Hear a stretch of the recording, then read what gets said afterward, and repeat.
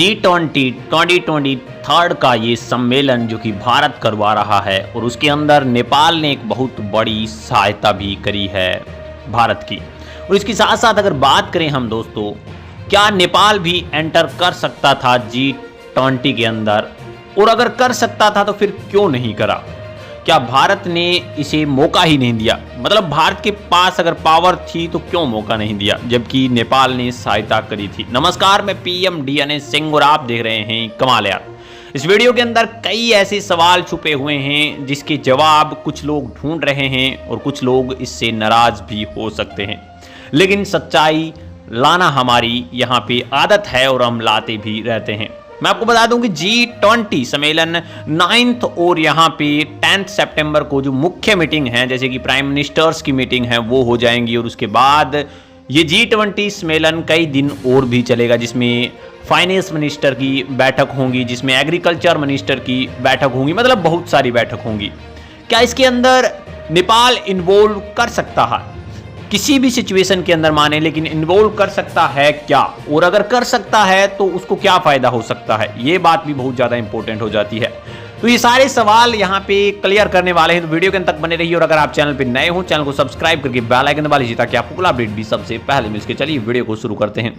दोस्तों G20 के depth के अंदर जाएंगे तो ये वीडियो बहुत बड़ा बन जाएगा। तो मैं G20 के बारे में थोड़ा सा बता देता हूँ आपको कि पेट्रोलियम क्राइसिस के कारण G7 बना था 1970 के अंदर, और जब इस पेट्रोलियम क्राइसिस के बाद और बहुत सारी दिक्कतें आने लगी, जैसे हैप्पीनेस हो गया, या फिर फाइनेंस सिचुएशन हो गई, पॉपुलेशन हो गई, या फिर इन्वायरमेंट पोल्यूशन हो गया, इन सभी चीज़ों को जब इकट्ठा करा गया तो जो डेवलप्ड कंट्री हैं उनके अलावा डेवलपिंग कंट्री को इसके अंदर शामिल कर लिया। और 1999 के अंदर G20 का उदय हुआ, जिसके अंदर मोस्ट यहाँ पे इकोनॉमिकल जो देश हैं उनको शामिल करा गया, यानी कि G20 के अंदर भारत भी शामिल है, चाइना भी शामिल है, अमेरिका भी शामिल है, और भी बहुत सारे देश शामिल हैं।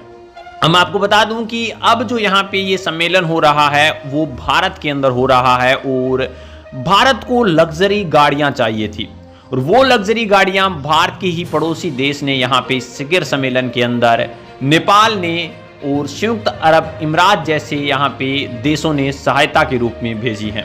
इन कारों में यहाँ पे क्या सुविधाएं होनी चाहिए वो भी मैं आपको बताऊंगा।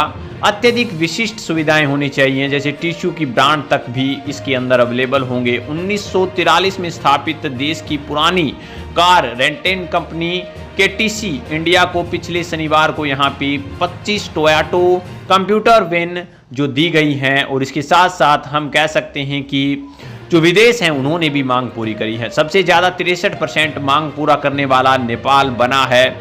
नेपाल को क्या उम्मीदें थी वो मान लेते हैं हम।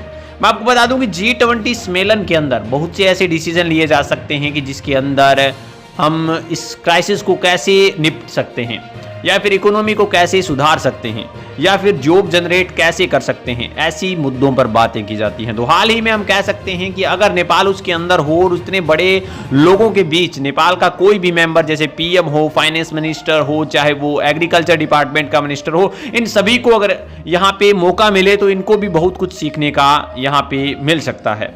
और यही चीज यहाँ पे शायद नेपाल चाह रहा होगा और नेपाल ने सहायता करी, क्योंकि नेपाल अगर भारत यहाँ पे ये मीटिंग करवा रहा है तो वो इनवाइट भी कर सकता है। उसके पास एक अलग से पावर होता है कि जो 20 देश हैं वो तो आएंगे ही आएंगे, इसके साथ साथ वो अगर इनवाइट करना चाहे तो वो कर सकता है। और उन्होंने, हमने यहाँ पे कह सकते हैं कि इनवाइट करा भी है, जिसमें बांग्लादेश है, इजिप्ट है, मॉरिशस है, नेदरलैंड है, इसके साथ साथ ओमान है, सिंगापुर है और स्पेन है। ये सारे के सारे देश यहाँ पे इनवाइटेड है। और गेस्ट के रूप में बड़े बात करें तो यूएई गेस्ट कंट्रीज हैं जो कि G20 में शामिल होने वाले हैं।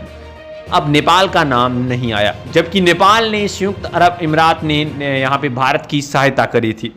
तो मेरा ये मानना है कि कहीं ना कहीं उनको बुलाना चाहिए था, नेपाल को भी यहाँ पे इन्वाइट करना चाहिए था, बिकॉज उन्होंने जिस समय श्रीलंका की सिचुएशन खराब हुई थी तब अपने दम के ऊपर अपनी इकोनॉमी को बचा के दिखाया था। इसके साथ साथ वो ग्लोबल वार्मिंग पे ऊपर सबसे ज़्यादा वर्क कर रहे हैं। वो नेट जीरो एनर्जी पर काम करने वाला देश है, तो उनको बुलाना यहाँ पे बहुत बड़ा महत्व की बात होती।